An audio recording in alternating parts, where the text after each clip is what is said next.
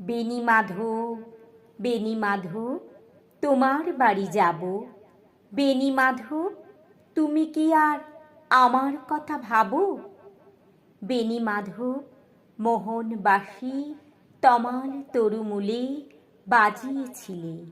আমি তখন মালতী স্কুলে ডেস্কে বসে অঙ্ক করি, ছোট্ট ক্লাস ঘর। বাইরে দিদিমণির পাশে দিদিমণির বর। আমি তখন নবম শ্রেণী, আমি তখন শাড়ি। আলাপ হলো বেণী মাধব, সুলেখাদের বাড়ি।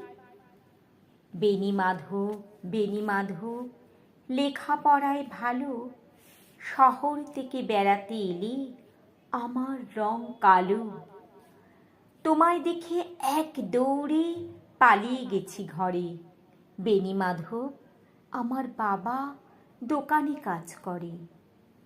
কুঞ্জে অলি গুঞ্জে তবু ফুটেছে মঞ্জরি।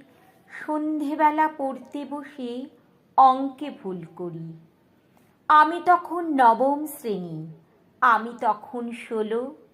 ব্রিজের ধারে বেণী মাধব, লুকিয়ে দেখা হলো। বেণী মাধব, বেণী মাধব, এতদিনের পরে সত্যি বলো, সেসব কথা এখনো মনে পড়ে? সেসব কথা বলেছ তুমি তোমার প্রেমিকাকে? আমি কেবল একটি দিন তোমার পাশে তাকে দেখেছিলাম আলোর নিচে, অপূর্ব সে আলো। স্বীকার করি দুজনকেই মানিয়েছিল ভালো। জুড়িয়ে দিল চোখ আমার, পুড়িয়ে দিল চোখ। বাড়িতে এসে বলেছিলাম ওদের ভালো হোক। রাতে এখন ঘুমোতে যাই একতলার ঘরে। মেঝের ওপর বিছানা পাতা, জ্যোৎস্না এসে পড়ে।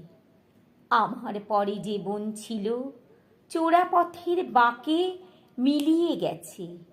জানি না আজ কার সঙ্গে থাকে।